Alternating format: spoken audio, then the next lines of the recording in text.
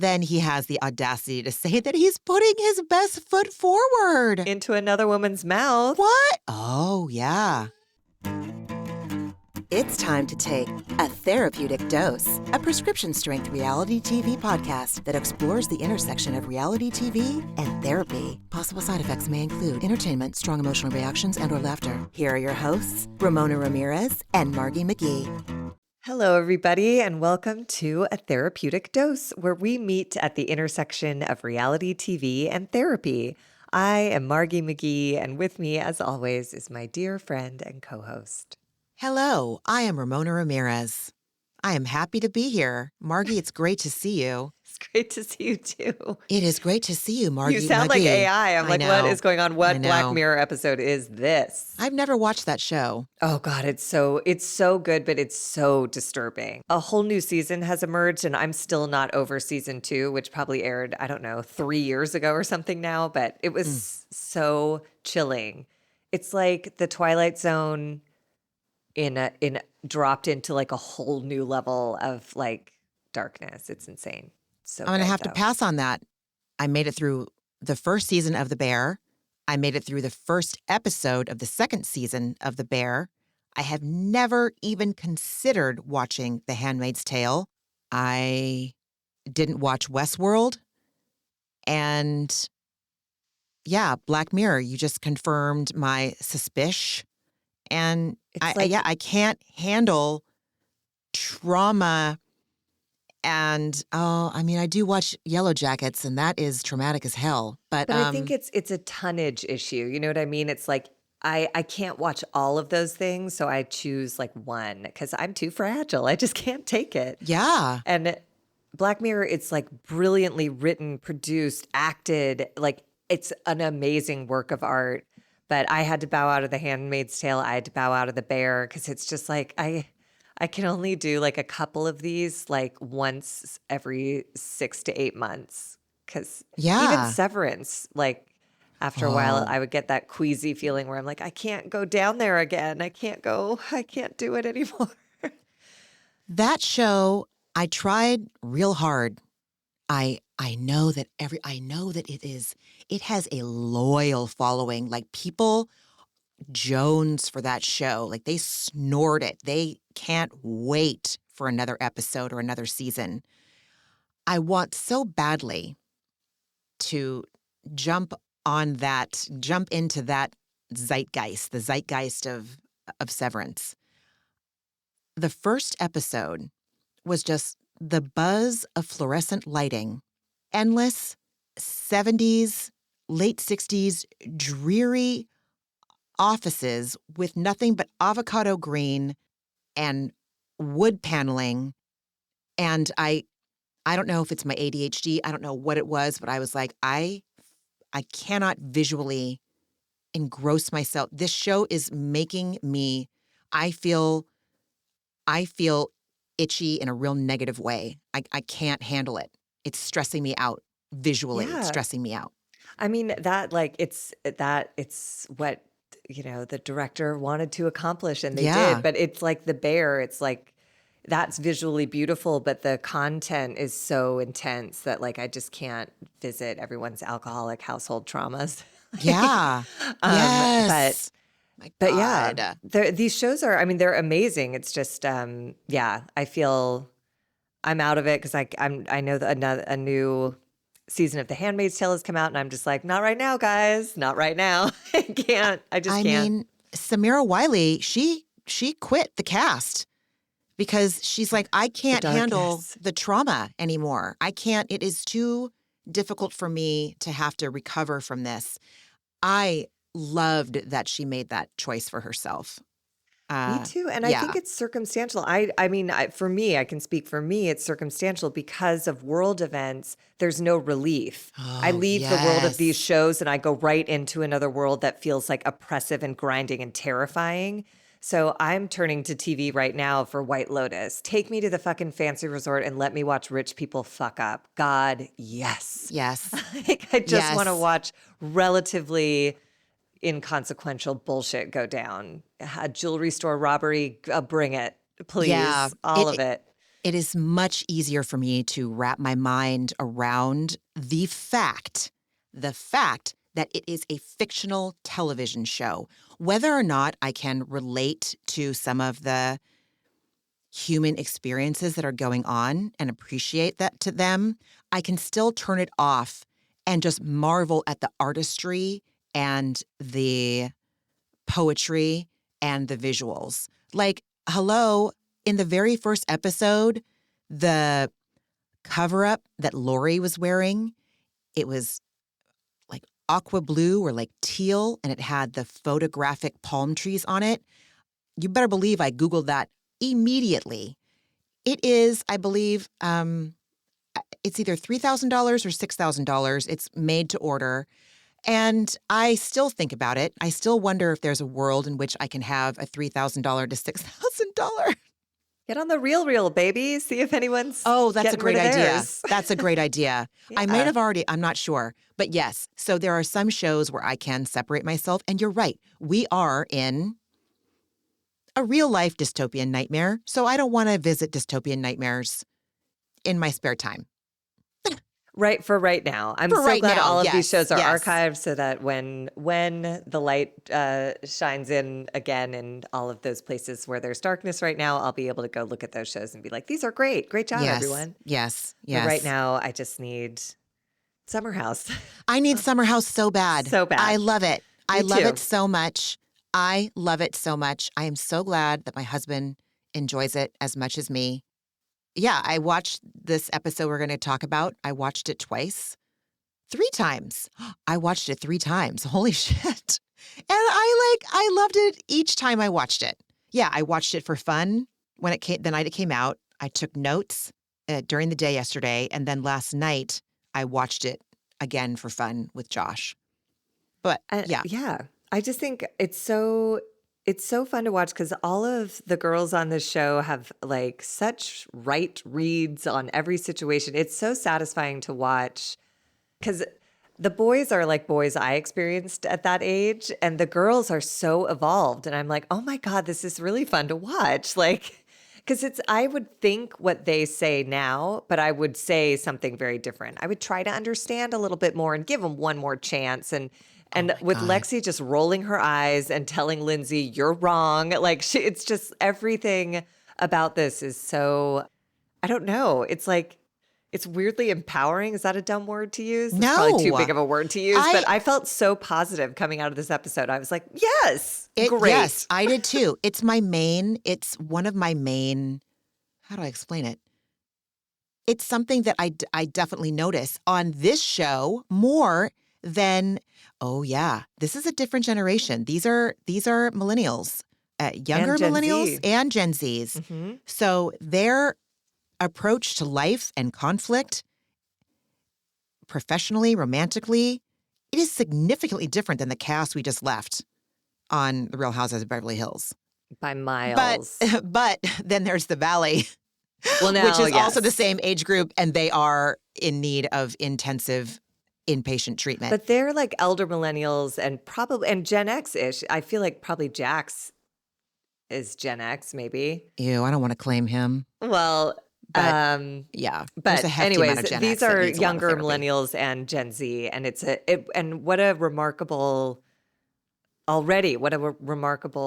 adjustment women are making in terms of just like standing up for themselves, saying what's true for themselves, and creating boundaries and sticking by them. Yeah. Yeah. Lindsay. Not Lindsay. Lindsay could, I want her to be free. I want her to be free of her childhood stuff that is clearly still informing her viewpoints. And also, just do not take her advice. When she said, Jesse, words of affirmation, I'm like, just saying I understand is not a word of affirmation. But that's where I love Lexi jumped right on it. She was like, he doesn't understand, and that's why I don't want to date him. Yeah. So Lindsay didn't even get a minute for her lip service to land. It was great. I loved it. Well, let's do it then. This is Summer House, Season 9, Episode 12, entitled Pillow Fight. I'm okay with that. Sure. I'm okay with it. And we start up back at the snooze fest at 9:09 p.m. where Lexi is thanking the girls for having her back. And Paige says to her, they've known Jesse longer, but he's a guy, so we'll kill him. And I just wrote, that's a girl's girl. Take notes, Kyle Richards. You don't justify memes and jokes. You just make it real clear. We've known him longer. You're a girl. You're in the right. We'll kill him. Oh my God. And she followed through. It's not like she just said it to Lexi. As the episode progresses, she stands by that, and I loved her for it. Mm-hmm. Mm-hmm. Oh, Kyle celebrates doing the ice luge, and I said, aim high, aim high, aim high, aim high, Kyle, cook. We have a general partying sequence. I did not write any of the specifics because it really just bounces around. Showing people going like, hello, I'm Tom. And I'm like, okay, guys. Yeah. The next thing that seemed to have some impact was Carl and Sierra talking in that little dance area with very fickle pixie lights that seemed to keep going in and out. And Carl eases into this, he's there to confess his crush on her, and he eases in by asking Sierra if there's any guys for her at this party. And somehow she says she doesn't kiss and tell, but Carl does. And this is because he told Sierra that he slept with the girl and finally broke his 1-year celibacy streak. And they sit, and Carl confides in Sierra that why he did this heading into confessing a crush on this woman. He opens by saying, I didn't perform at my optimal level when I slept with this woman. And I was like, sir, if you're going to tell this lady that you want to be with her, maybe don't start with like, I'm limp. Well, I had a different take on it. I mean, I love him for being honest 100%. Yeah. And I don't think he anticipated that Sierra would say like, yes, Carl, let's give it a go. I think he knew this was an exercise in like, say what you want and let it lie. But I just thought that was a hilarious starter. Yeah, you know what? I didn't think that that's what he was alluding to when he said less than optimum. I just figured he was maybe like clunky. I mean, so he hasn't. I didn't mean to. Sorry, I didn't mean to. No.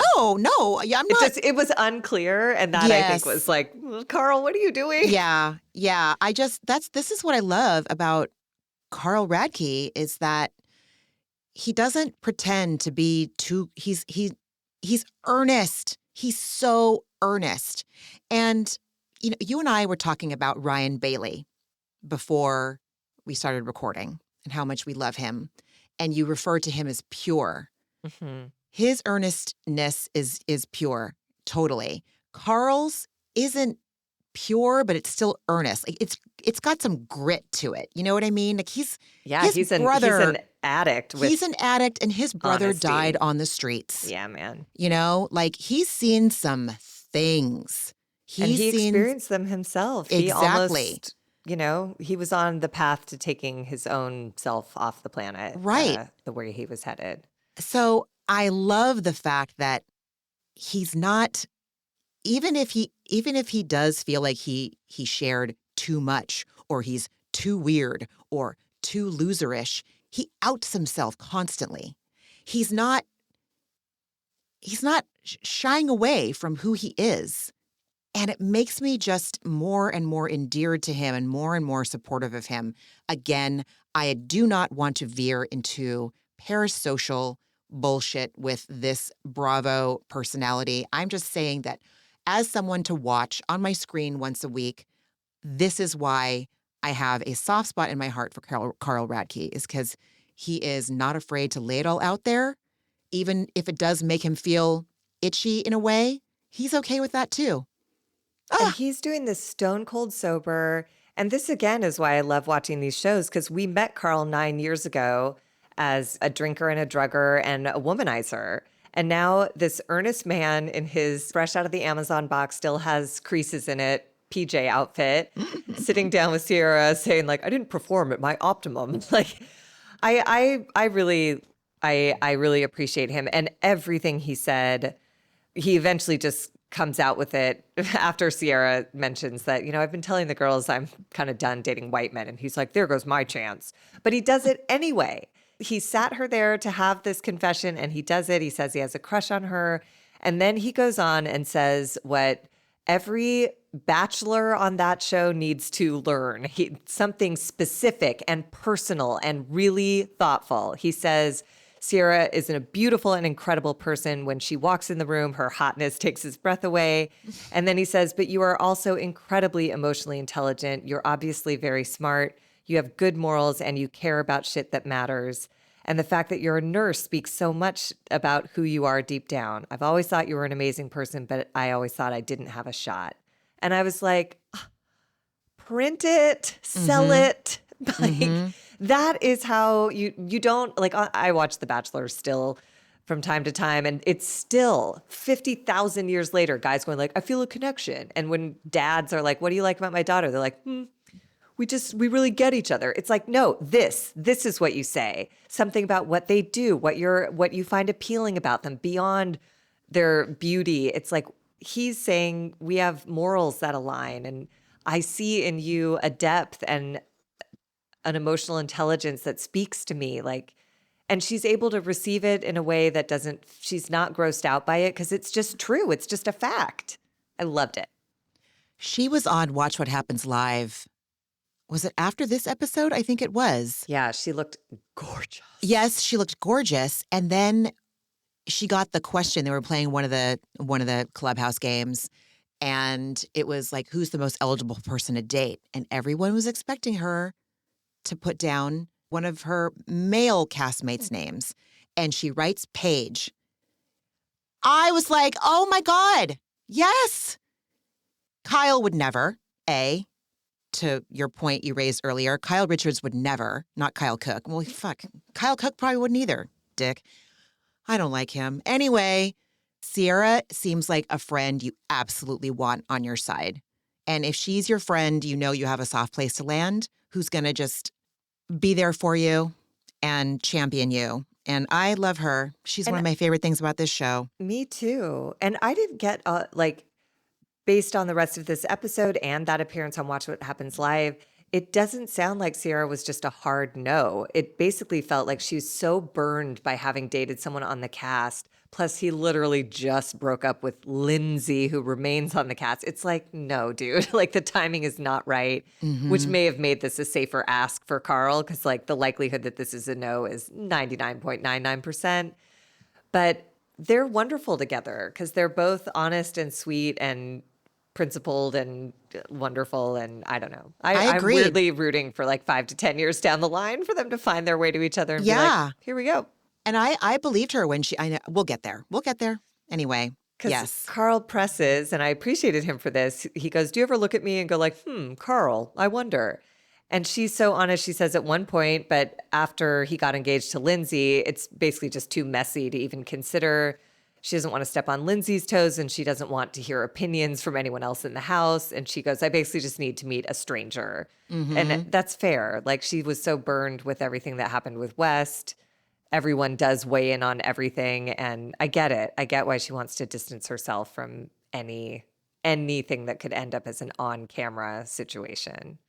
And I also appreciated that she said, at the same time, what's meant to be will be. I know. I thought that was so romantic. If this down the line comes to fruition, this is the clip they'll play at the rehearsal dinner. And I don't know how many times, Margie, I called you in romantic distress or called my Al-Anon sponsor in romantic distress and was told, Ramona, what's meant to be will be. There's nothing you can do. That if this relationship is meant to be, there's nothing you can do that can fuck it up. There's nothing that you can do to stop it from happening. Yeah. Living fucking proof. 100%. It was great. It was great to hear her say that. And I believed her too. 100%. Mm-hmm. And Carl was lovely. He's like, I get it 100%. And he just goes, regardless of whatever, I just love having you around. And I was like, oh, it's so true. Mm-hmm. He gives us a little confessional where he says that over the last year, he like lost and regained a lot of confidence. And now he's finally feeling good and ready to take some big swings. And he just goes one little step at a time. And I'm like, Carl, this was a huge step. You did it on camera. And again, I think there was some safety in knowing she'd say no, but it's still vulnerable to say all of that stuff to anyone. Absolutely. whether you know the outcome or not, or whether you're truly invested in the relationship moving forward or not. I just thought it Absolutely. was lovely. I loved it. I loved it. I thought it was like a really realistic conversation. This conversation could happen off of Bravo. Yeah. It felt real. It felt genuine. Yes. Yeah. Yes. Mm-hmm. And then we go into another sequence of general partying. And the next thing I have of interest is Jesse chatting with Amanda, Paige, and Sierra. And then it's in a total 180 counterpoint, polar opposite to Carl Radke, or basically who Carl Radke was 9 years ago. We see Jesse Solomon just defensive, whiny, justifying, explaining, defending, nightmare. Rationalizing, Rationalizing, that's the missing word. his behavior, completely evading even a morsel, a half of an ounce of personal responsibility. It's everybody else's fault. And he's terrible. My favorite, it comes up a few times in this episode where he's like, I didn't do anything wrong. I mean, obviously, like I let someone suck my toe, but like aside from that, it's like, no. You don't get to go aside from that. It's like, O.J. Simpson, he was a great football player. I know, double murder, fine. But aside from that, it's like, no, it's all one. It's of a piece, sir. You don't get to separate them. Come on. I'm not saying that they're equal offenses. It just seems that outrageous to me that. And again, this is weeks after he sucks someone's toe and he's asking everyone to pretend like it's ancient history, like it's so out of character. Like he's insane. Yeah. And when I say I love it, I mean, oh God. We're over explaining. Nobody thinks we approve of yes. O.J. Simpson. Okay, good. Yes. Nobody loves God. O.J. Simpson. My terror at being misunderstood. Same. It was yes. There is no world in which you get to have those things be separate. That's certainly not within weeks of it happening. It's just like you haven't evolved enough in 2.5 weeks to be a totally new guy. How could you guys think I'd ever do that again? It's like, because you're the same dude and you keep defending and not taking responsibility. Anyways, Amanda asks if he's drinking his feelings away and he's immediately defensive and whiny. And he's like, I'm drinking a normal amount at a party that I'm expecting to have fun at. I'm like, okay, dirty son coming diapers. of Kyle. Yes. It's true. Go to timeout and get your attitude right. And Amanda goes, what's wrong? And he goes, oh. Like a 6-year-old, he scoffed. Like, how could these malicious women not know what they've done to him? He's insane. Victim. My friends are twisting my words and making Lexi upset with me. Ew, you are a grown man. You are in your early 30s. And I love Paige for just being like, nope. She goes, you can't come vent to us and then ask us not to be involved. These are your words. Nobody's done anything but relay the truth. And he was like, Ugh. Then he has the balls to say, I'm sorry. That was a terrible. Oh, no. You could cut it out if you want. I'm cutting that out. Yeah, I know. Holy shit. But Paige made the same mistake, you know. Oh, God. She tripped on her words, too. She said but his she just one went ball. full bore at it. Yeah. She was like, I would cut your remaining ball off. I was like, oh. That's so gnarly, dude. So gnarly. Anyway, sorry. Yeah. So then he has the audacity to say that he's putting his best foot forward. Into another woman's mouth. What? Oh, yeah. You're right. He did do that. He didn't see that coming, did he? Did not see that. the delusion, this man. You're putting your best foot forward. I cannot wait for him to watch this back. I hope he has some awakening. I feel like I haven't been this excited for a reunion that didn't involve criminals getting taken to task in a long time. Same. I so appreciate the levity, but also watching people whose situations I talked about in therapy myself.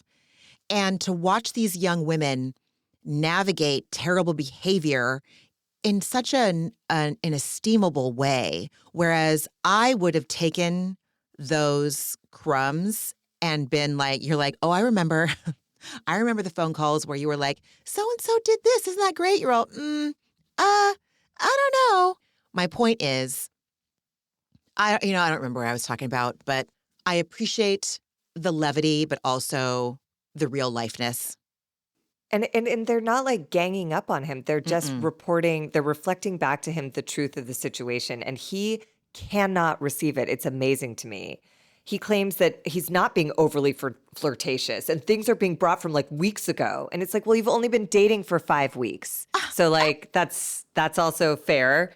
And Paige tells him, if I was dating you and I saw this behavior, I would cut off your last remaining ball. It's so egregious. And I just appreciated her for making it clear to him, whatever you think you're doing, how it reads, you need to reevaluate what you're doing. So either you need to redefine in each of your relationships what's acceptable, or you need to know that generally what you're doing is considered overly flirtatious, especially when your girlfriend is not there.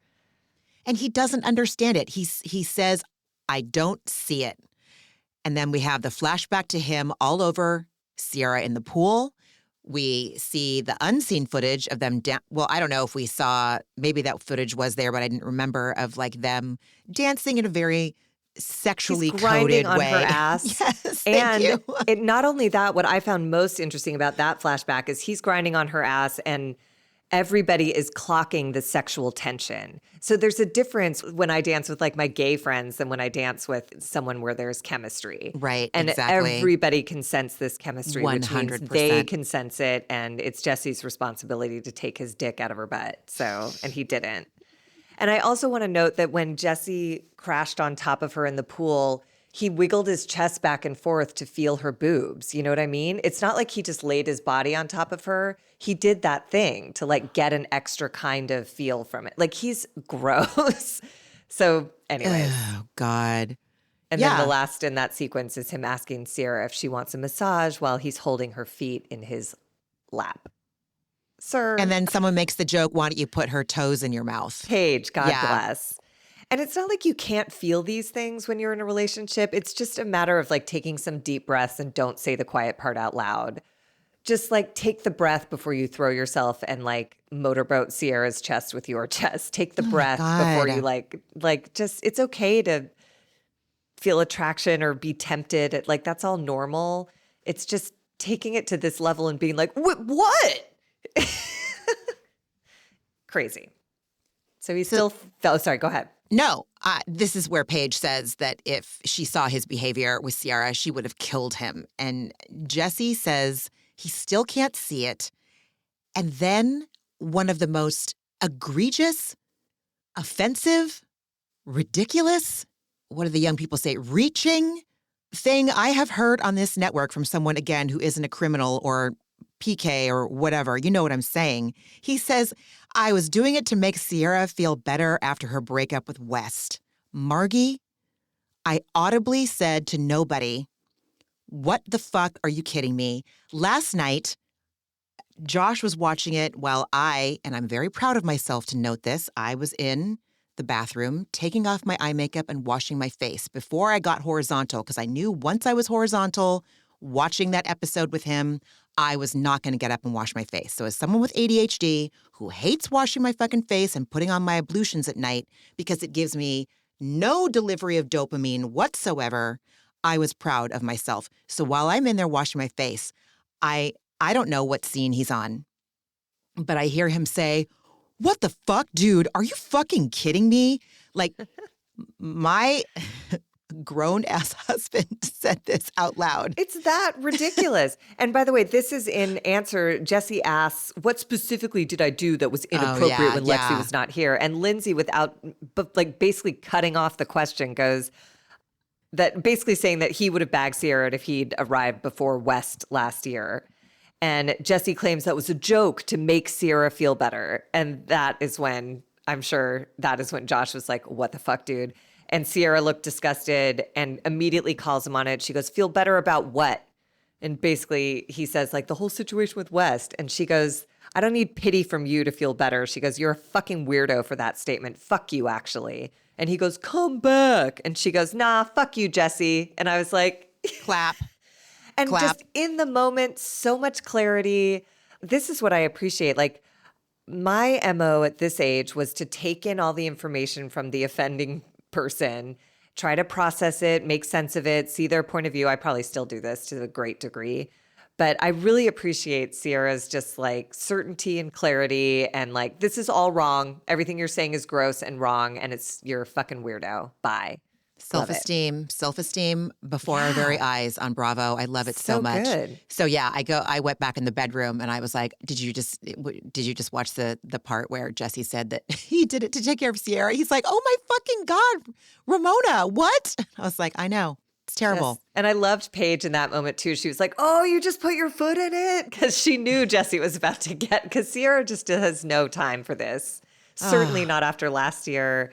And she really like dropped into a whole new expression of herself on the Traitors, where she's just like, she just cannot stand bullshit for one more minute, which is also the added sweetness of her conversation with Carl, because she can't take any bullshit. And so she sat there from tip to taint to have that conversation with him, because it was all earnest and sweet and real. I loved it. It was such a stark contrast. Such a stark contrast.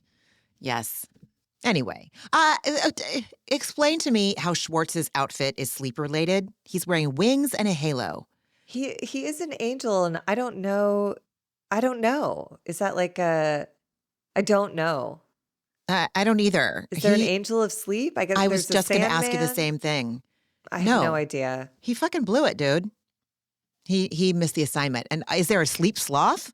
Is there a sleep sloth? No, but sloths sleep all the time. They are very, yes, you're Yeah. right. And So they're very slow. that- Okay. It's okay. a reach, but it belongs. I don't know what Schwartz, I don't get it. I don't Unless either. he's like that poem. I don't know. I don't What? know. I don't either. That prayer. But in angels. Now I lay me whatever, who down to gives a sleep? shit? Yeah. One? I don't Pray the know. Lord my soul to keep, and angels watch me through the night till I awake with morning light or whatever. So maybe it's a religious. I've never heard that stanza. Well, it's a change from like, and if I die before I wake. Oh, that was the one that That's we learned. dark. Is it's so Catholic to be like, you better believe in God if you die before you wake. Say this God, right oh before my you go to God. bed, little one. Oh my I always God. found that so jarring. Oh my God. Anyways, I don't know what Anyway. Tom was doing, but Lexi drags him to do shots in the kitchen. And I did love Lexi and Gabby in this moment, because I, at that age, was Lexi, where you get me like the tiniest bit drunk in my early 20s. And she runs in the kitchen and she goes like, oh no, I love this song.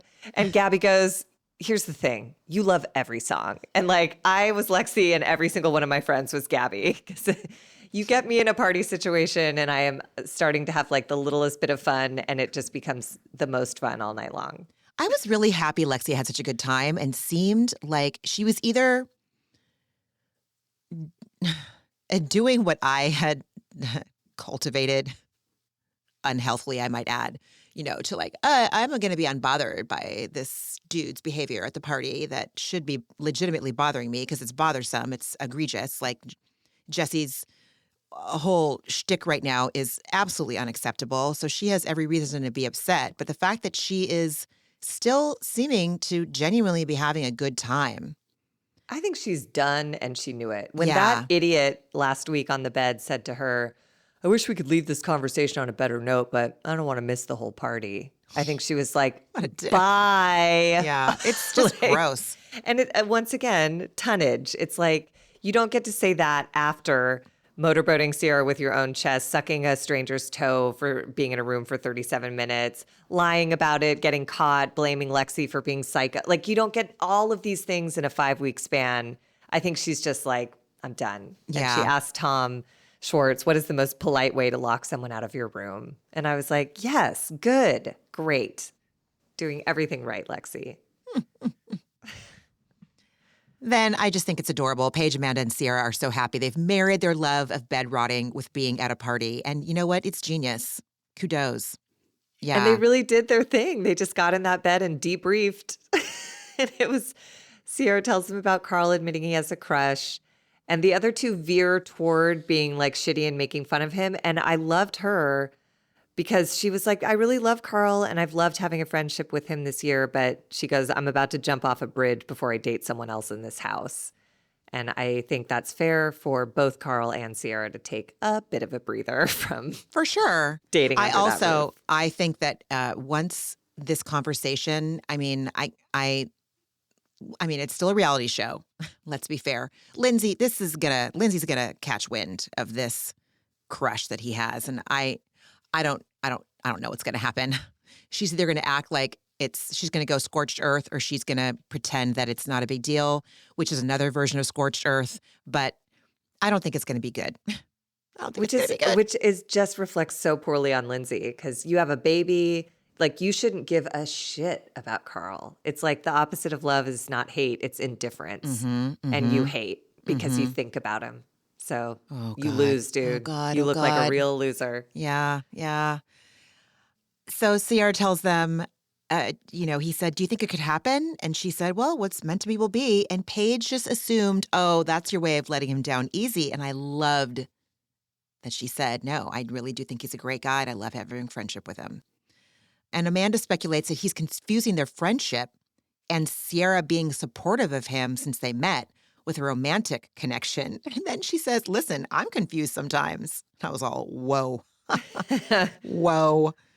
I'm not confused about your husband. I'm not confused at all. I think you can do a lot better than him, Amanda. Unless there's something on off screen I don't see. Which, fine. I will give him that. He seems real one-dimensional to me. Well, it does seem, where this episode ends, it doesn't seem like this marriage, they're not on the same page on a lot of places. So I don't know. And then Paige says, I feel like Jesse Solomon learned nothing. I was like, nailed it. And Sierra says she's fully team fuck Jesse Solomon now. And Amanda says Jesse's embarrassed that he shared his real feelings, and that was the only out he had, was to say he was protecting poor woman Sierra, because women can't handle their feelings and they need a man's help to tell him a joke. His jokes. I need a pity flirt to make me feel better. From Jesse Solomon? Yeah, over no, West. Thank you. No, yeah. West is not, listen, she got treated like shit. That man did her dirty. We all know that. But it's not like she was sitting there going, oh my God, West, the one that got away. She was just like, that guy is an idiot. But she's also not going to have a veil on about him and just be like, la, la, la, la. Now we're just going to go back to being housemates. He deserves the ice he's getting from her this season. Well, and more than anything, she deserves to heal from that. Yeah. And that takes time. Because it's not even about punishing him. It's about, at least for me, when I break up with someone who I really liked, who did me wrong, I'm in pain every time I see them. And as much as everyone around me is like, fuck them, they suck, it doesn't matter. It's like, my heart is still broken. And so it needs time to heal. And that means I cannot fake being polite and friendly. Like, I can't remember if it was this season. I think it was. Like, Sierra's had some tearful confessionals talking about what it did to her, having West go into the press to like give his side of things, which was basically just making Sierra feel like shit, because she really believed everything he told her, invested in that relationship to the point where she slept with him after having told him that that's a really big deal, and she only does that with people that there's a relationship potential with. And he just West Wilsoned out on her. So gross. What an idiot. Oh, God. Yeah, he really. And then the scene that I think actually when this scene happened, I was like, Ramona is short circuiting. When Kyle and Schwartz are in the kitchen talking about being dads, I was like, Ramona is lighting her house on fire right now just to burn it all down. Yes. I was.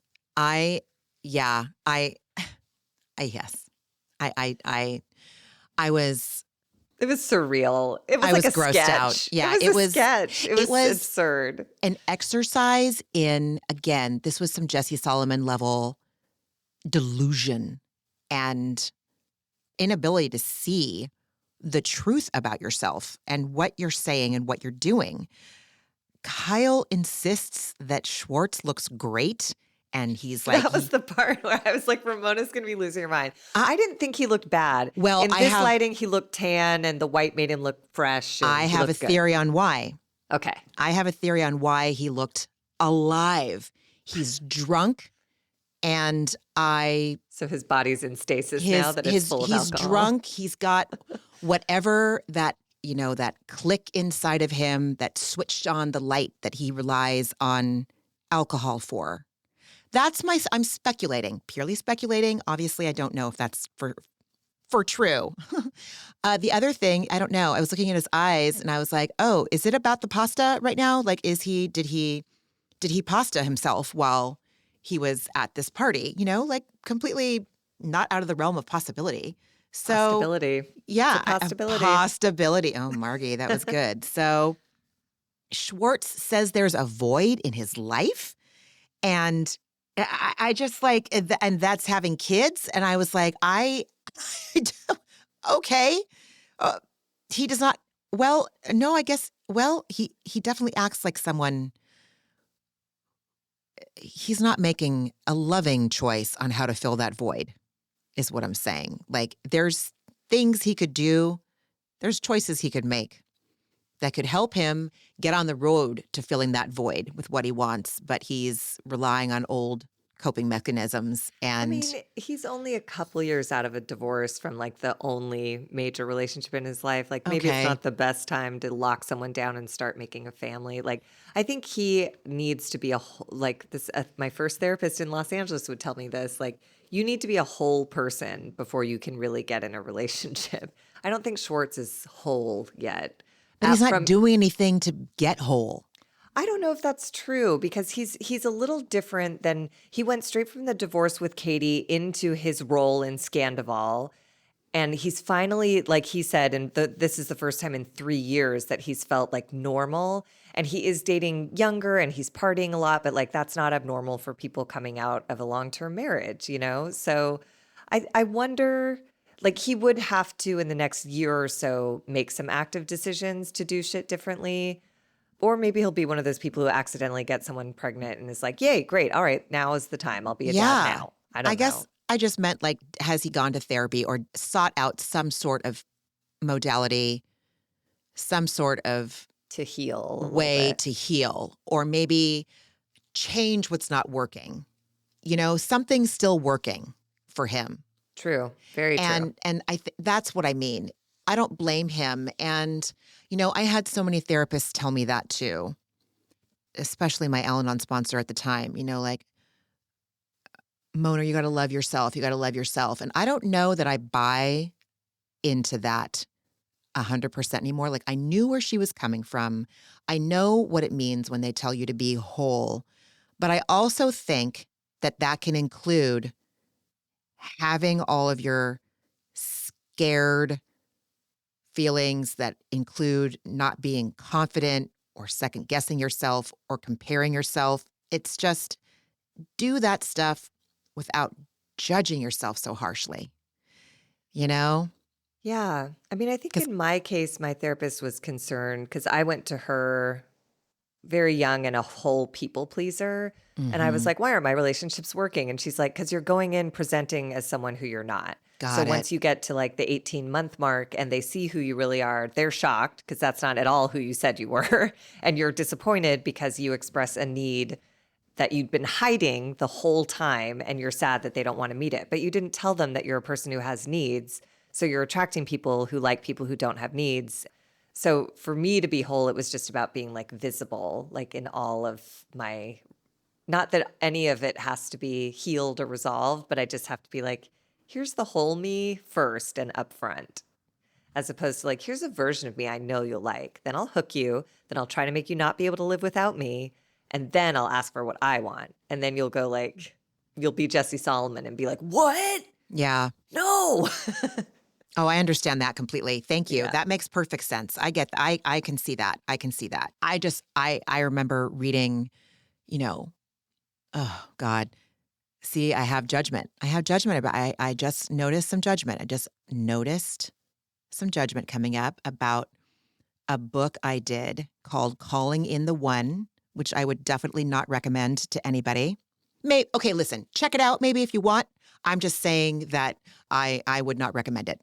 I think that it is toxic positivity. And it also was like, if you do this 7 weeks and you learn to love yourself by the end of these 7 weeks, you will meet your soulmate. And okay, I eventually did meet my husband, but it was a considerable amount of years after I did that book.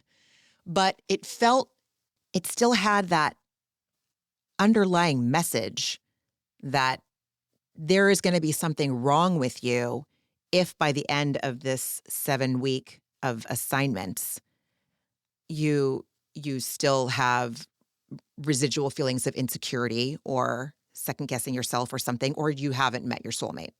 And so I appreciate how far self-help has come in the Yeah. last decade and a half, I guess.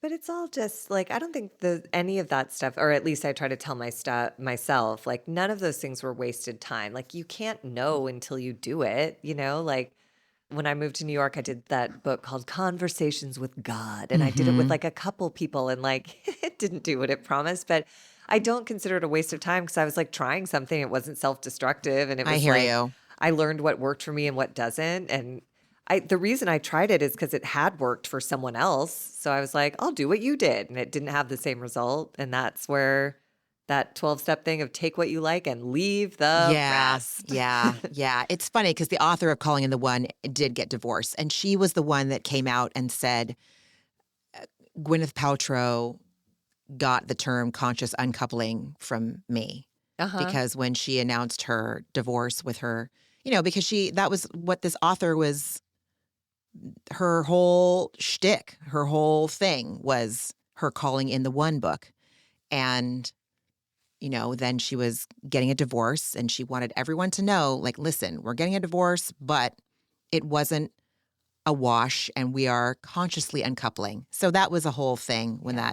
that came out. I don't know if But anyone I remembers, want to but say, I think that's true of all divorces. I don't think that means the marriage was a I failure. It agree. just means it had a season instead of a lifetime attached to it, Mm-hmm.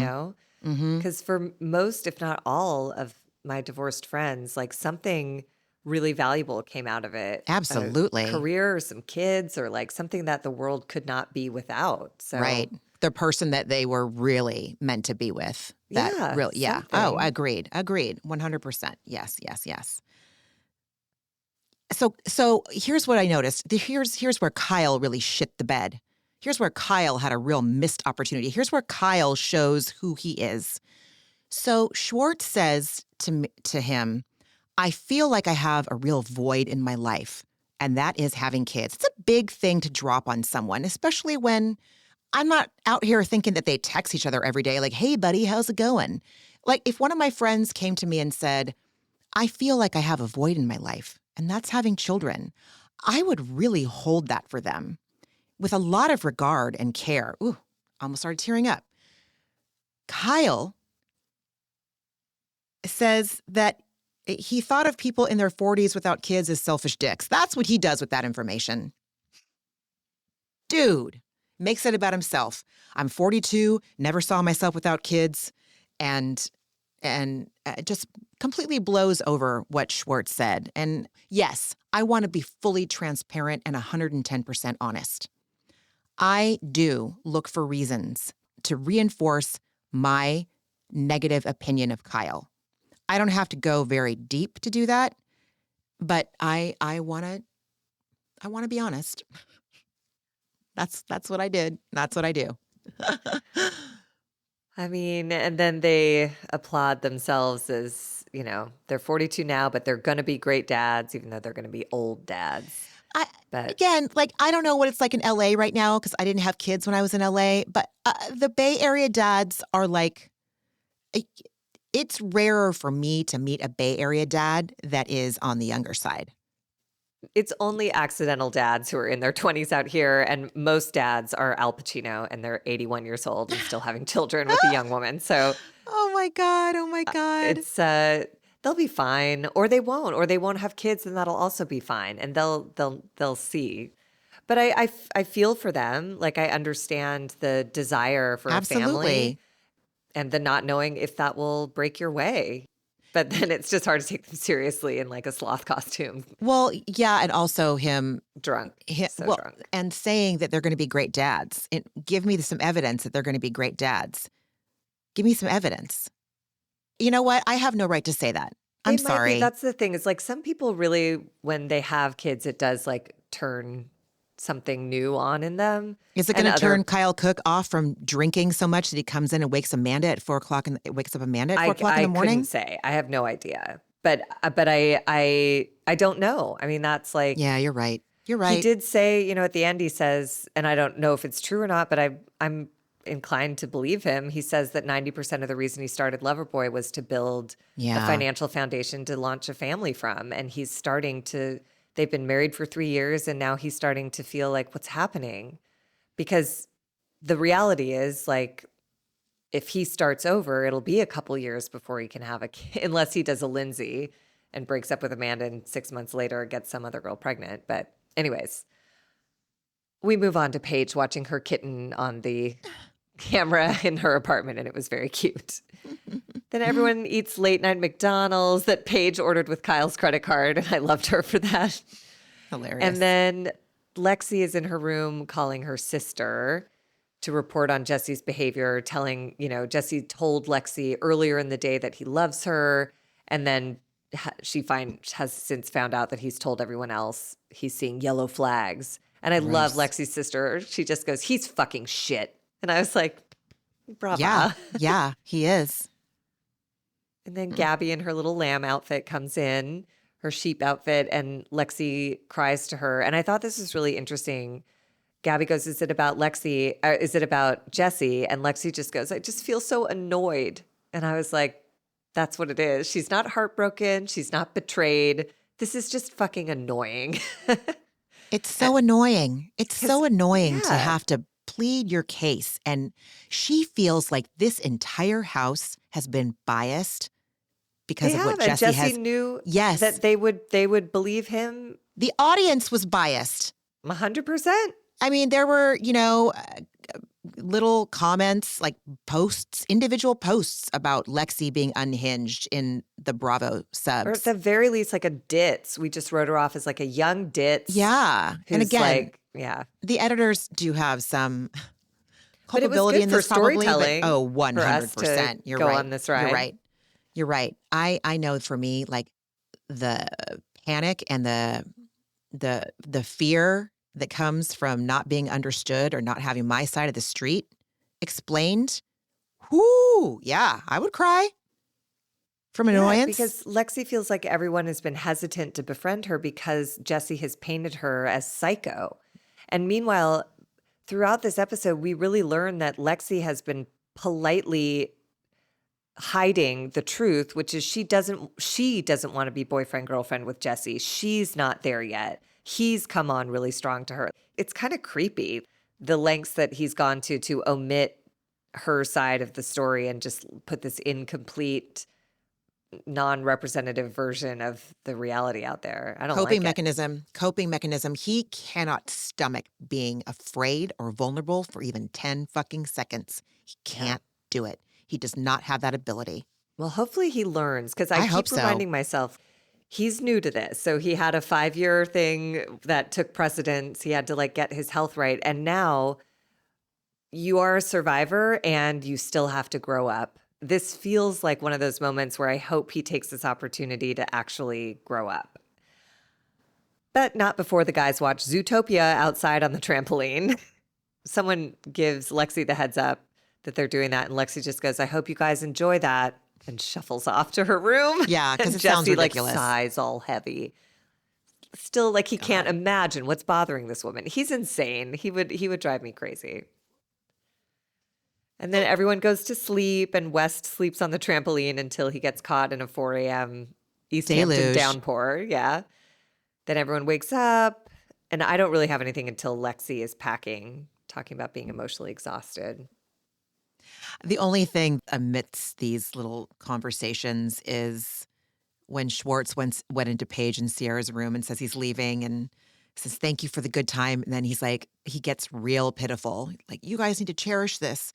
I used to have this with all my friends in LA, and now we all hate each other. I was all sad. Sandoval.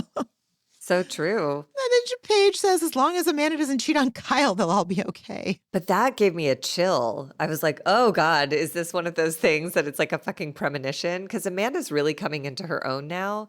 And she's a wholly new developed person than the girl who fell in love with and married Kyle. So like, I don't know what's going to happen. But yes, Lexi is packing. She tells us in a confessional that Jesse is working hard to get Lexi to fall for him while simultaneously talking shit about her to everyone else in the house, causing a rift between her and the rest of the cast. And she says, I'm trying so hard to make it work with him, but Jesse has shown me that he is two-faced, which sucks.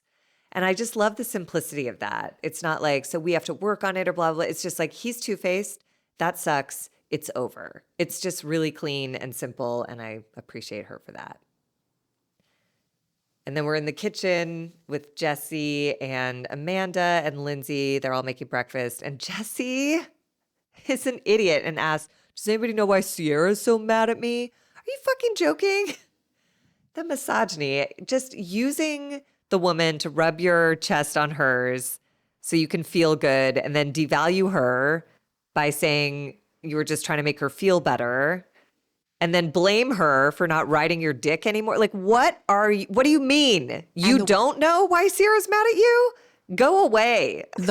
And framing it as she's, I made one offhand joke. Bitch. This is him being so manipulative. Again, it's a coping mechanism. He's that terrible brand of person that it can be anybody. It doesn't have to just be a 31-year-old fuckboy, but like anyone's capable of doing this where, well, I'm joking, and it's also they don't have to risk feeling bad about setting a boundary like he did at the cancer dinner, or like it's avoiding taking the responsibility. If it was a joke that person took bad, I don't have any responsibility in it. Dude, I just made a joke. I don't know what your problem is. I cannot stand that brand of person. But it's also, what's even grosser is it's not a joke. That's what he uses to like cover up after. It was never intended as a joke. He meant all of it sincerely. And when it goes left, he's like, it was just a joke.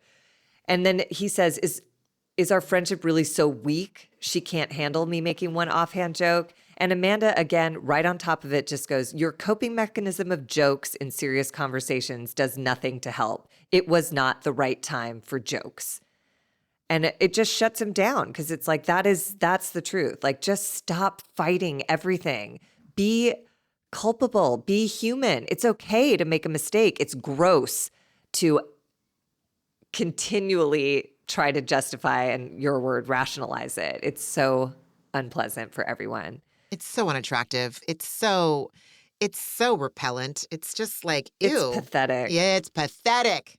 Thank you, and then writer Lexi friend. enters and Jesse just whatever, asks her if she has a special order for breakfast. And she says, for you to stop talking shit about me. And Amanda bails and runs up the stairs to get in bed with the bed bugs. And Lindsay is just reveling in this conflict like a pig in shit. 100. Is like, she's literally smiling like, like the show is all for her. It was great. Oh my God. And Jesse is immediately defensive and dismissive of Lexi. And he like basically laughs and he's like, I still don't feel like I was talking shit. And I love Lexi for being like, all right, well, let's have the conversation with the whole house present because you've been talking to the whole house and I'm the only one who doesn't have all the information and you're an untrustworthy resource at this point. So, and then Jesse subtly calls her crazy, saying like, I think that's a little extra.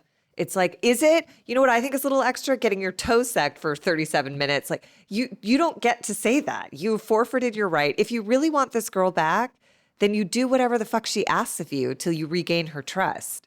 But this kind of behavior is just like, you're just doubling down on either you don't really want this relationship or you're so defensive of your ego that you're willing to lose the relationship over saving your face rather than protecting your relationship. Have fun with that. Dumbass. Good luck with that. Yeah.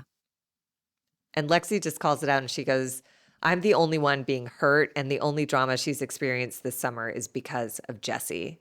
And I loved her for just being clear on camera with Lindsay as a witness. Great. Then Amanda reports all of this to the bed bugs and they all agree they're tired of Jesse. And then we're back in the kitchen where Gabby enters and senses the tension. and West and Carl enter. And Lindsay, just getting it all wrong, goes like, I think you guys have a lot of love for each other. I really do. And God bless the camera people for zooming in on Lexi's face, where she's like taken aback, squinting, and rolling her eyes all at once somehow. Lindsay, don't project. Don't fucking project, okay? Just because you wanted to make every relationship work until it was a pile of burnt Cybertruck battery wires. Like, no, like abandon hope, Yale who enter here. But Lindsay never did that. She would cling on until, not cling, I mean, she, the sandwich gate, all the shit that she did. Like, Even Carl. right. That summer she promoted that season like I was blindsided. I could never have seen it coming. And then we watched the season. We were like, you were miserable. Yeah. You guys fought all summer. He would come a day late because you couldn't stand each other. Yeah. Like, oh my God. And I'm cling. not blaming the entire demise of their relationship on Lindsay. I am not indulging in soft misogyny They were here. a bad match. They were a bad match. Yeah. But she fights dirty. And she also, like, we saw her try to force things with the guy. Where was he from? Turkey, Bulgaria. This is like way back at the very beginning. Every relationship. has been her being sandwich like, gate and guy. you're the one. Now Yes, you're the one. Exactly, Now you're the one. Exactly. And And so now she has a baby daddy. So it's like either he'll be the one or he'll be in her life forever. So she did it. who knows? But my point is that she's not the source. She's not the alpha and omega of saying whether or not there's a lot of love there between two people, because I'm not sure that she understands what that is. No. And also the follow-up, she says, I think you guys have a lot of love for each other. But then the second half of her sentence, but Jesse made you feel like a fool. So to me, those two things are incongruous. If you have a lot of love for each other, you take great care not to make the other person look like a fool. And this isn't the first time. This weekend is not the first time. So I think Lindsay's wrong. And Gabby goes, the yellow flags, Jesse, are not real. And Jesse just goes, mm-hmm. And Gabby is like, okay, but don't shut down. And he's like, I'm just not going to fight it. And Gabby's like, nobody's fighting. And this is where Lindsay goes, words of affirmation, just say I understand. And Lexi cuts it off. He actually doesn't, and that's why I don't want to date him. And Gabby agrees. I don't think you get it, Jesse. I don't think you do. It's a willful decision on his part to not get it. He just doesn't want to. He doesn't want to be in a relationship. Like, he doesn't want to work harder to go deeper with someone. He wants it to be easy. And he says it later in the episode. He says, like, I don't want us to break up because of my actions. And it's like, so you want to do whatever you want, whenever you want, and have no consequences. That's not a relationship. That's a situationship, which is also a thing. But like, what the fuck, dude? But this is where I'm just like, immaturity 101. Like, this guy's just learning. He has no idea what the fuck he's doing. And I hope he learns great big lessons from this nightmarish. I mean, this just reminds me of like 6th and 7th grade. He hasn't graduated. Like, his skills have not evolved since like the 11 and 12-year-olds that I, quote unquote, went steady with when I was a child. He is so terrified of real intimacy. He's terrified of it. And I'm not saying that he has to want real intimacy, which means being vulnerable, taking accountability, saying the scary parts, looking dumb, whatever. He doesn't have to want that, but you can't call her crazy for wanting that. I don't know anyone who's going to date him unless they're a robot, like an AI girlfriend. Well, he just doesn't need to be in a relationship right now. Yeah. He just got his life back, so he should just be banging around like he wants to. Go get your toe sucked, smush your chest on Sierra's. None of this would be an issue if you hadn't told Lexi you love her and that's why you're sleeping with her. You introduced her to your family. You have done a lot in 5 weeks. And in your off hours, you've also done a lot of like overt flirting and shit talking of the woman who you have been love bombing behind your castmates' back. It's just all so, Yeah. It feels crazy. It just feels chaotic. Absolutely. Yeah, he's the dramatic one. He's the one bringing chaos and drama. He's causing the Yeah. chaos and drama. Simply because he won't admit, like, I'm not in a place to be a good boyfriend right now. I did the best I could and I got it wrong and I'm so sorry. Like, you just get the fuck out, dude. Yeah. And I will say, Jesse does look appropriately shamed and hurt, you know? So I am hopeful that once he can set aside his pride, he might learn something from this, especially this is where reality shows are helpful. It's public. And Jesse likes to be liked, and people do not like him right now with good reason. So maybe he will consider adjusting his behavior, or at least just being honest, like West is now, of like, I'm just going to bang around. I'm not going to do it under the roof. And at least he learned something from last season. And then West enters and asks what the conflict is, and Lexi explains what's been going on, and she adds that Jesse had also come down on her, saying that she was flirting with West way more than Jesse had been flirting the weekend Lexi was out of town. And Jesse immediately gets defensive again and says, like, well, aside from the toe sucking, you were. And it's like, you don't get to say aside from the toe sucking. You can't do that. Because the toe sucking proves you have no boundaries. So your flirting is more threatening because it actually can go too far. You've proved it. Also, we are seeing evidence that he is an extremely insecure man. And so probably her even talking to West is probably perceived. I mean, she has a very bubbly, warm personality. I think Jesse is just looking to even the score. He knows he fucked up and he is watching Lexi to be like, oh, there you go. You flirted with Wes. We're even. We're good now. We're even. You don't think it's insecurity, though, given what Jesse said, or given what Wes said when they were going up to the house last weekend, when he's like, okay, I'll call you in a few minutes. And Wes was like thinking, dude, we're going to be there in no time. Like, chill. But that was after Toegate. Like, I think since Toegate became a public problem for Jesse, he thought he could keep that secret.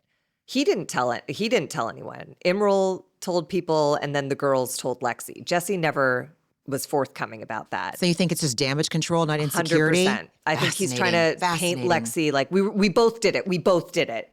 We were a bad match because we both weren't ready. He's just trying to come out like not the, he's the stinker in this, which is okay. People make mistakes. People are bad matches. You have to try to find out. But like, this stuff makes me crazy. Not to mention the fact that he's slinging his leg all over Sierra in the pool. Dude, you're the flirt. We all know. Anyway. And to quote Lexi, after Jesse defends himself, she just goes, what the fuck is that?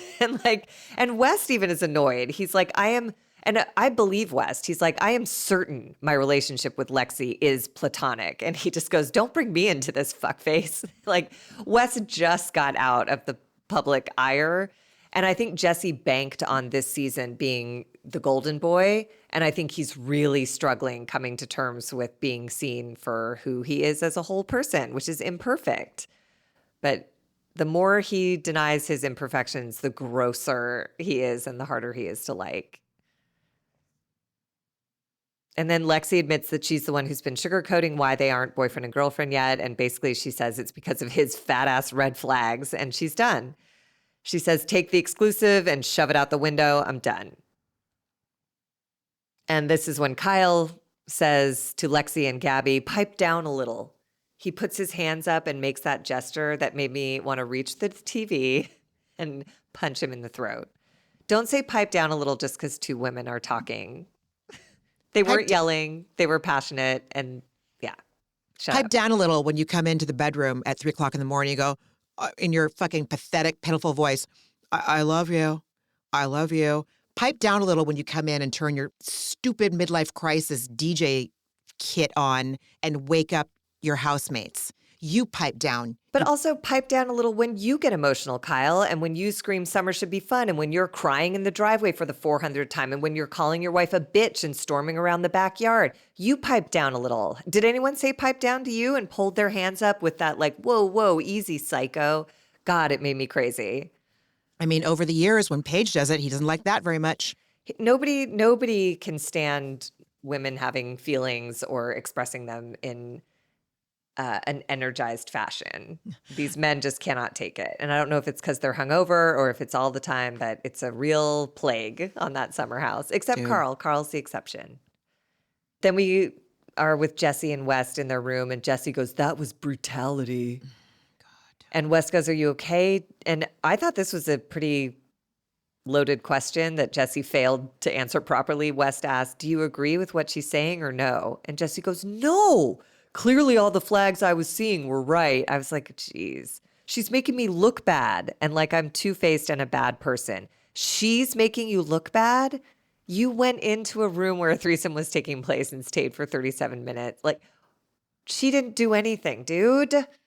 Oh God, he makes me crazy. On the spectrum of I'm going to engage in willful cognitive dissonance, Kyle Richards is on there and Jesse is not much further away from her. I'm just saying. And also, fuck you, West, for not taking your friend to task and questioning why. Like, are you sure? Are you sure you don't see where she's coming from? He just lets it lie. I mean, but it's also like when you're with someone who's so dug in to seeing that, it's almost like I get more infuriated. In Al-Anon, they say you can make a suggestion once and beyond that, it's controlling. And anytime I do that thing where I go like, are you sure? It's me trying to be like, but please, I need you to see it my way. And it's like, he's not gonna until the pain is dark enough for him and America turns on him. So see, that's a well really done, good point, Jesse. Margie, because I always think that if I do it coming from a place of like wanting to legitimately help, that maybe it'll be received okay. But you're right. When someone is that willfully in denial as someone who's that dug in as Jesse is, there's no point. You're right. You're absolutely For right. now, at least.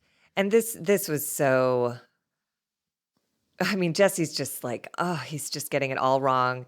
He says, if she wanted to make it work, I would be open to it. Oh, how nice of you, Jesse. If she wants to do all the work, you would be open to her coming to you after you have behaved like an absolute inconsiderate, nightmarish moron. Like, I couldn't believe his language. He's like, she's just now more of a negative and a stressor than a positive. Oh, okay. What a I'm kind of at a loss. Are you? You've done everything that you wanted to do without boundaries and you got caught. It has nothing to do with Lexi. It has everything to do with you. And he just Ew. cannot. He's so gross, dude. He's so gross. He and Kyle are like, ew.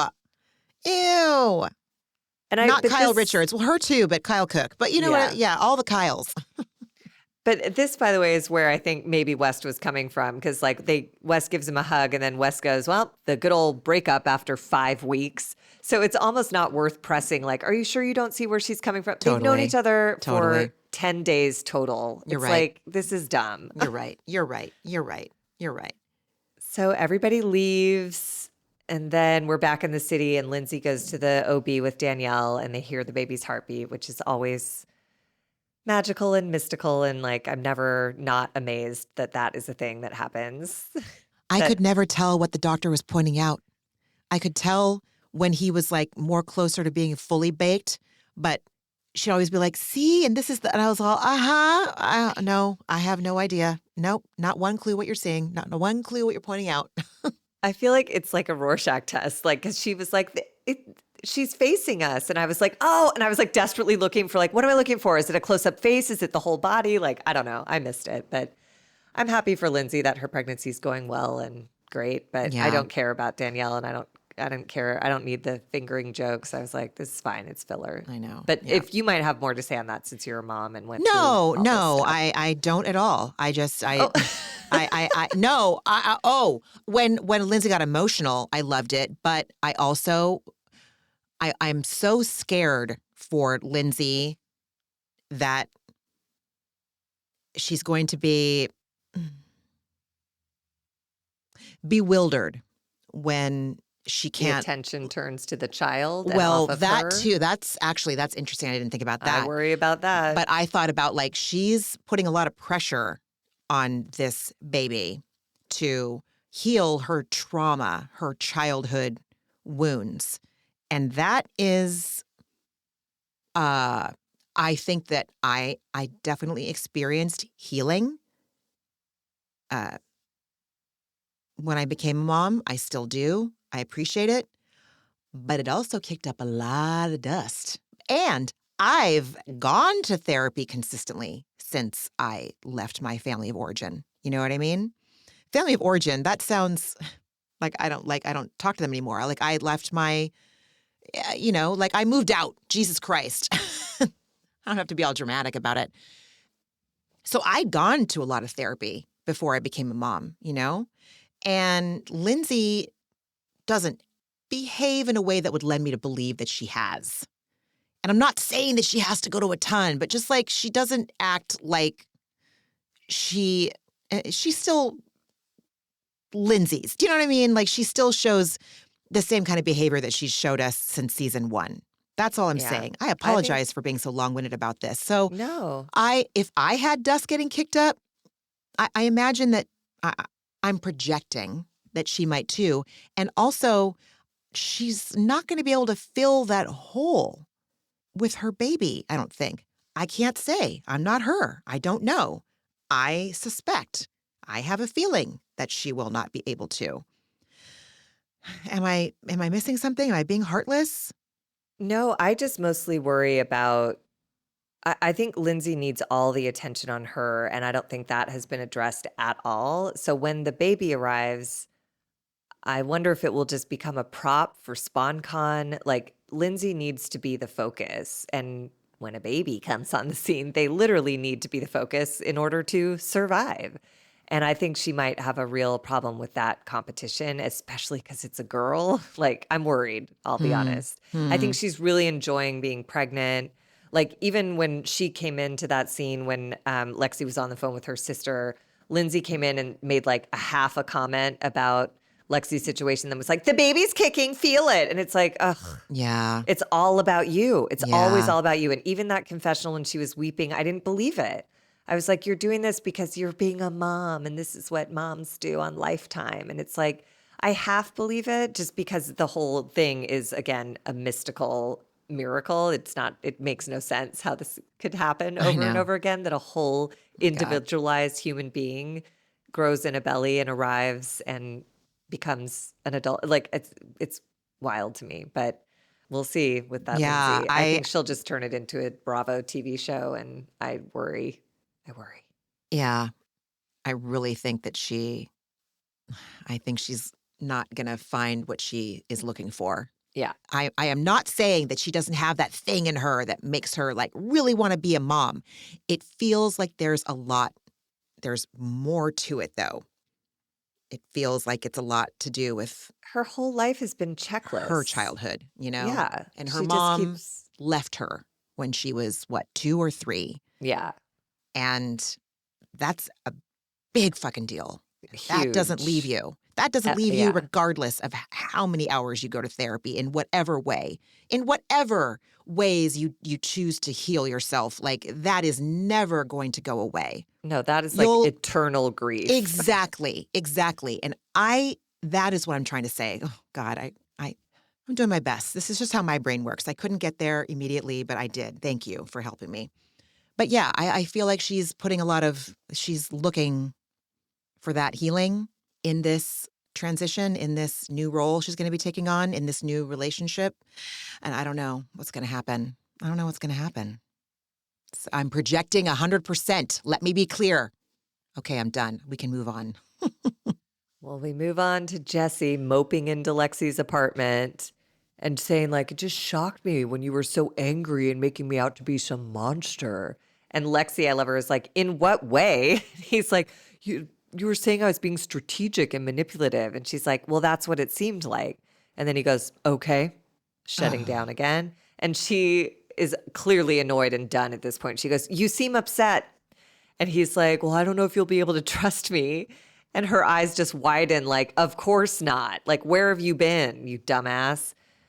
And he goes, I know I shouldn't have let someone suck my toe. I didn't realize what I was doing was fucked up. Well, there's your problem right there. You should not be in a relationship if you don't realize that that's fucked up, or you need to be more clear about your lack of boundaries in a relationship. And then he says, my favorite line, but I don't want our relationship to end because of actions I took. Well, nobody wants anything to end because of actions they took. But if you take actions, they have what are you talking about? He's such a child. He's He a child. is. He's in a like fairy tale. Like, just because you're sorry doesn't mean that the pain and the disappointment and the betrayal goes away. You did that. And him avoiding responsibility for that ended the relationship. I don't think it was the toe sucking that ended the relationship. It's all of his behavior in the aftermath. Because I could root for anyone to go the distance, but this guy is just a lost cause. And I love Lexi for being like, look, I'm not a fighter in a relationship. Like, it's exhausting. We might just not be compatible. And he won't take no for an answer, so he tries to convince her. And she goes, we just have to decide, is it worth trying or not? And I'm going to go with or not, even though it's a cliffhanger, but I think want it's better for not. her. I want better for her. She wants better for Yeah. her. She could barely stomach his dumbass. Oh, he was so hangdog. I know. He was so hangdog, but he didn't say any sorry behind his hangdog. He just wanted to have his hangdog. Fuck you. And we're Oh. with Amanda and Kyle at Yeah. lunch. Yeah. And Amanda talks about having struggled mentally and professionally last year, and now she's medicated and putting herself out there professionally. And she said she's finding herself again and figuring out who she is and what she wants, and it's very empowering.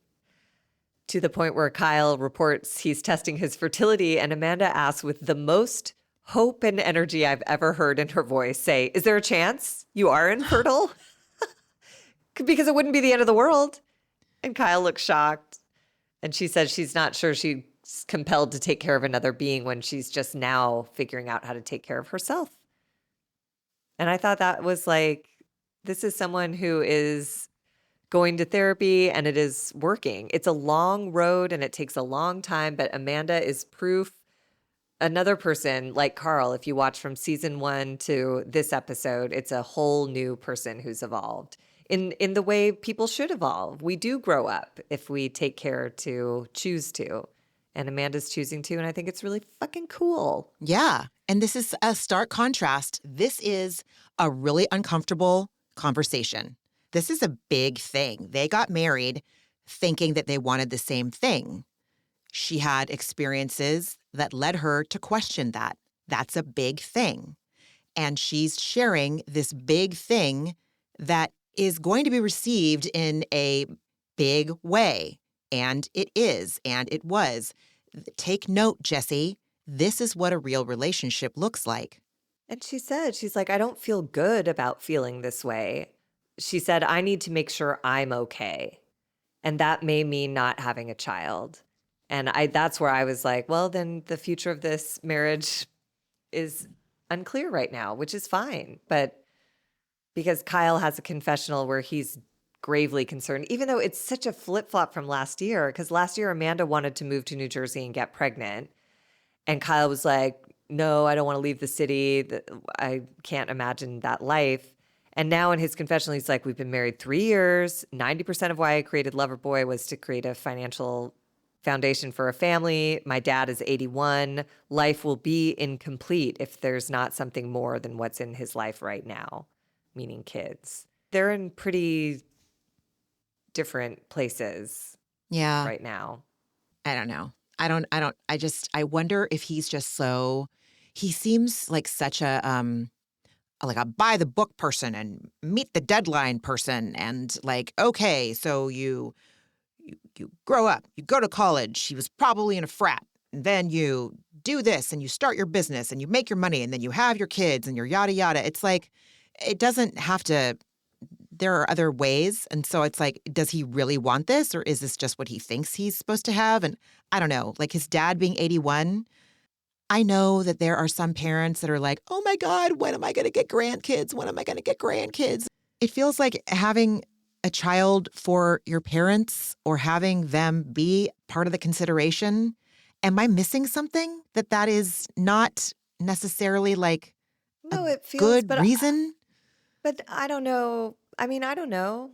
You I don't wanna either. create a family. And Yeah. like that was certainly a lot of what I wanted to have contribute that. Like I wanted to be pregnant and have that feeling and have an infant and watch it grow, like, and have family be a part of, I don't know, like. But that's for you. Like when he said his dad is 81, the way I processed that, the way it translated to me was that like he wanted to, maybe it's the same thing and I'm just I think It that was sounded more of like, like there's a clock on this. Like if he's going to give yeah, his dad a grandchild in a time that will be meaningful for his dad, okay, okay.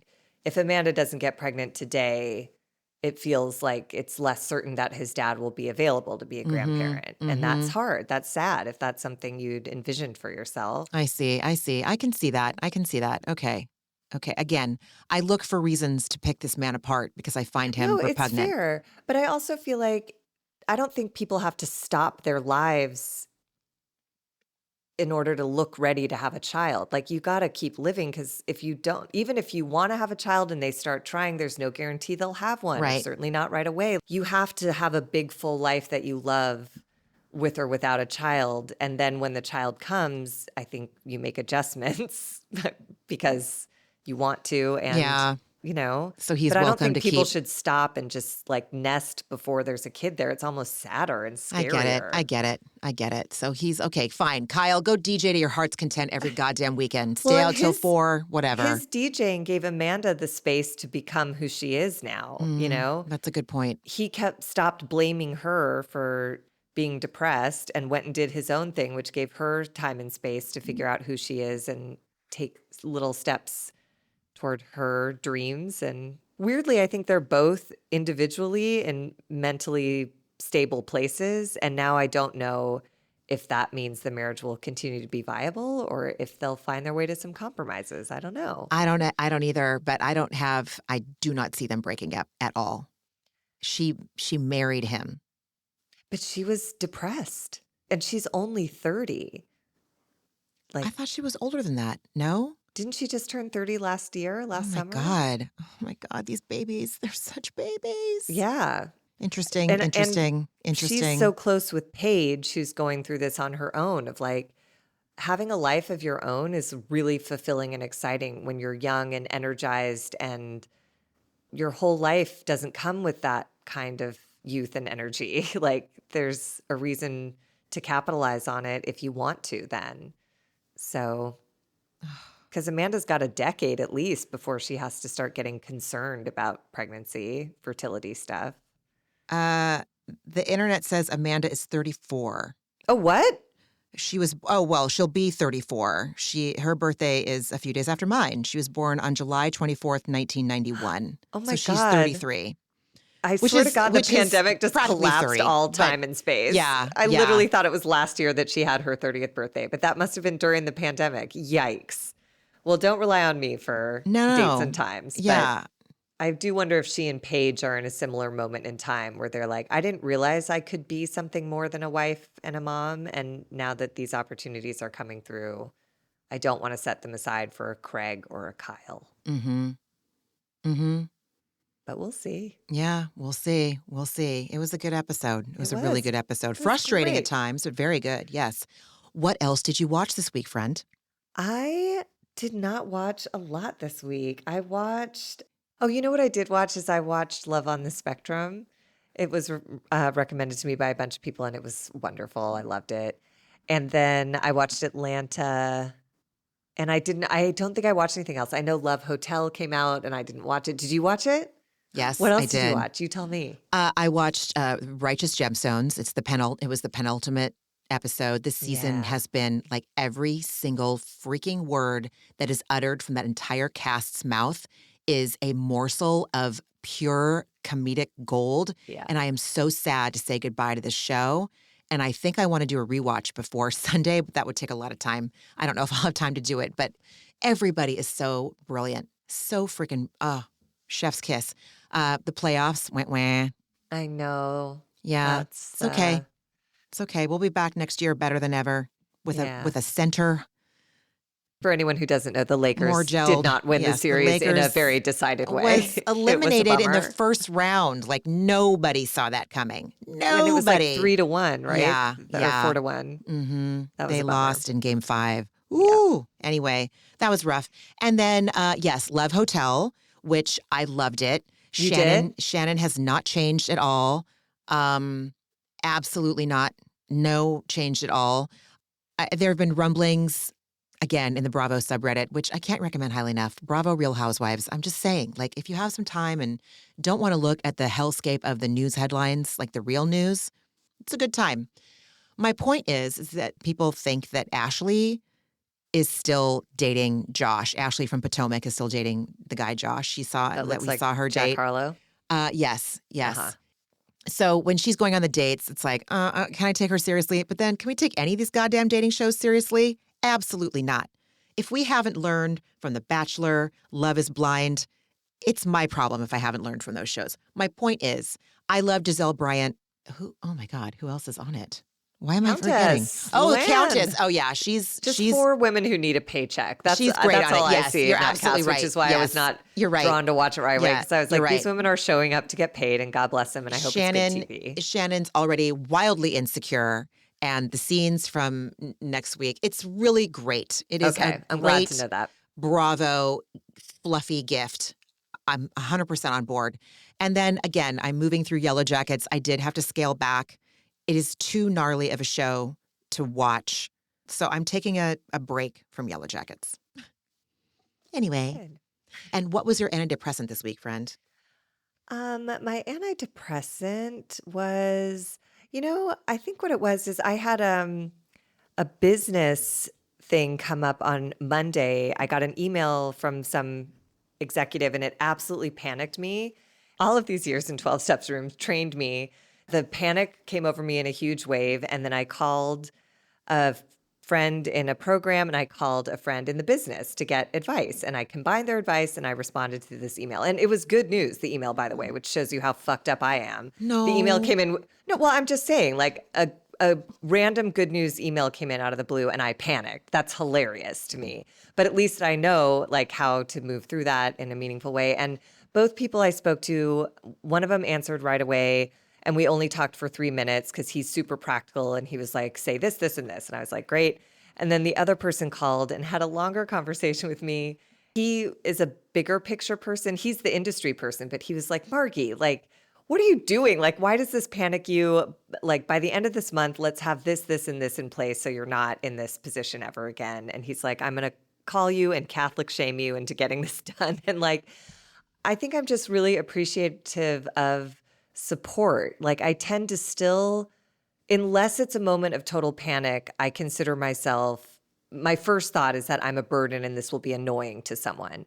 But this needed my immediate attention. And so I didn't have time to have that thought. And I reached out and was met with like this immediate kindness and support and help. They were just so helpful, so much clarity from people who anyone outside my situations can see things that I can't. And I'm so grateful for that. And I asked for their help and they readily gave it. And it was great. So I'm just grateful for, I don't know what you would call that. Connection, community, whatever. Support. It was great. Support, Good. genuine, authentic, selfless, coming from a place of honestly, like you genuinely want the person that you're talking to feel better because you love them that much, you know? It's also like from what we sort of talked about earlier of like, I now am a person who I do let myself be seen in all of my dimensions, flaws and all. The people pleaser in me is mostly healing. And so these people know me. So I could call them and say like, hey, I got good news and I'm completely panicked. Can you help me through this right now? Like, and it wasn't, I didn't have to explain why. They were just like, sure, this is a very Margie McGee response. Let's take these steps and move it along. So there's it's the long-term accumulative benefits of therapy and programs and connections, and it all falls into place in moments like that. So I'm real stinking grateful. Love it. I love it. And how about you? What was your antidepressant? Well, Josh and I got to go out 2 times this week by ourselves, and that is major and huge, and I don't take it for granted. We went to a big school auction last Saturday, and then last night we went to another school get-together. But it's just nice when he and I can be in the car by ourselves together and just have a conversation that's just a grown-up conversation. We adore and are obsessed with our kid, but it is rare that we get to be together, and we just had a great time. After we got home from the auction on Saturday night, we had some Taco Bell DoorDashed. Oh, I think we watched like season 8 of Summer House, but and we also watched Gemstones from last weekend. So that was great. But So fun. the big one, friend, is talking to you the other day. Again, I have the depression kitty and the anxiety mosquito. What I'm referring to are two very impactful and relatable characters, manifestations of depression and anxiety that are on that animated show called Big Mouth on Netflix. It speaks to my soul. My point is, the depression kitty came and fully just sat on me in her big, warm, comforting body. And the anxiety mosquito just like kept me numb. It's been a while. It was like a week. And I acknowledged myself that I picked up the phone and I called you. I texted you first to say, I'm SOS calling you if you have a chance to pick up. You picked up. You didn't even see my text. My text didn't even come through before you answered the phone. I love you so much. And you stayed with me on the phone until I could get a little plan in place. I did it, and I have been feeling better ever since. So I think that was the day before yesterday. So yes, I feel good and like I'm coming out of it. And I think what I need to do is prepare myself to have these dips. A, because I'm so sick of judging myself through them. I've never shooed the depression kitty or the anxiety mosquito out of the room or away from me successfully by judging myself. They No, you just only invite the shame wizard to right. the orgy. Oh, fuck. The shame wizard. That dude. Then Oh, all three of them get in the dude. mix. What Oh a my mess. God. They do. They do. It's like if I am just in that place and I don't judge myself, I probably won't stay there as long as I did. I had a really busy April. I had to pack twice. I coordinated a trip to Disneyland with my kid that was timed and, I wanted to do all of these things. So when we were there, I didn't have to think about it. My point is my brain worked hard in April and I traveled to Disneyland. Then I went to Portland to visit family. Then I had this auction party that was kind of a big deal. And it's like I had all of these things going on and my brain was working harder than it normally does. And maybe I just needed some time. But if I take the time to bed rot like Paige does, I don't do that. Like I don't let myself rot because I have a kid. I should not be. Ramona, you don't get to do that. You have a kid. You need to be. You know what I mean? Paige is on tour. Paige wrote a book. Like I compared myself to fucking Paige DeSorbo. That is insane. All roads lead to Bravo, FYI. All roads lead to Bravo. But I'm just painting a picture of what that judgment looks like. Josh is so supportive. If I need a day to like stay in bed and recalibrate, he's like, you're different than me. I don't need that. I need other things, but I don't need that. If you need that, like, just do it. I'm not going to judge you. I judge me. I still have that, like, I'm under that productivity boot, man. Like it's on me. And I'm sorry. I don't need to, you know what I'm saying. But my point is that I think this time I'm like, you need to start preparing for this, Ramona. When you travel, you need a day to like bounce back, a day or two without judgment. When you do, yeah. So I'm getting there. But my friend, I really thank you so much. And I know I don't have to thank you, but you saved my ass and I appreciate you.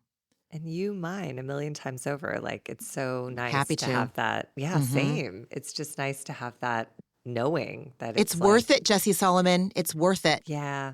It's worth it. It's worth it to show your parts that you don't want to show. Yeah. It's worth it to admit your insecurities.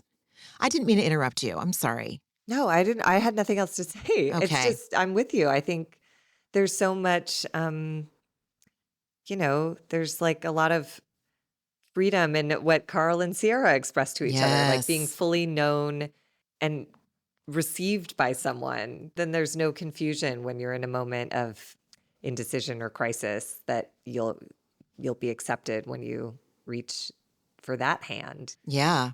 So, And if my days don't look like somebody else's, I don't get to compare myself to somebody else. I get to only compare myself to me.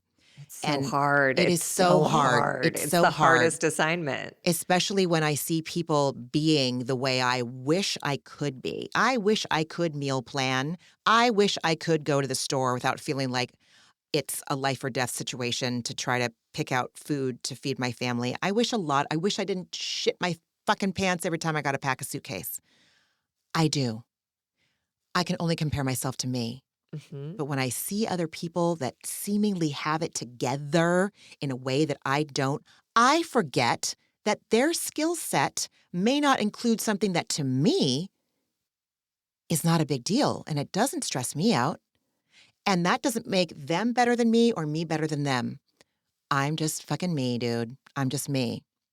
So, you know how we always say, like, take care of yourselves this week? Dude, don't compare yourself to anybody else. Just today, just for the rest of the day after you turn this podcast off, your only measurement is you. Your only measurement is you. And if you need to rot in your bed, don't compare. Yeah. Take care, don't compare. Yes, I love that. Anyway, friend, I had fun. This was fun. Yeah. I love this summer house. Thank God. Oh, thank God. That's what the doctor ordered, man. Yes. So everyone go ahead, you go. No, thank you for listening. Thank you always for listening. We appreciate the reviews. We appreciate the ratings. We appreciate you listening. We appreciate you passing it on. And we just appreciate you and hope that at the end of listening to this, you feel as good as we do making it. Yeah. All right. Yeah, that's it. All right. We'll be back next week. Next week. Bye, everybody. All right. Bye, everyone. Ramona and Margie are obviously not doctors and do not provide medical advice. Their content is intended to be used for entertainment purposes only. It is not intended to be, should not be interpreted as, or used as a substitute for medical advice or a diagnosis of any health or fitness problem, condition, or disease, nor a recommendation for a specific test, doctor, care provider, procedure, treatment plan, product, or course of action. My mom isn't a doctor.